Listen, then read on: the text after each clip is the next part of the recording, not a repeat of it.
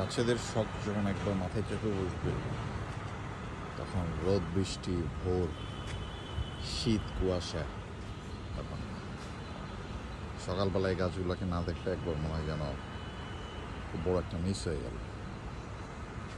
সারাদিন খুব একটা ভালো লাগবে না যদি আপনি গাছের প্রেমে পড়ে যান একবার। এটা অনেকে মনে করে যে গাছ মেনটেন করা হয়তো খুব ডিফিকাল্ট। সব কিছুই ডিফিকাল্ট যদি সেটাতে আপনার মনোযোগ না আসে, যদি আপনি ইন্টারেস্টেড ফিল না করেন।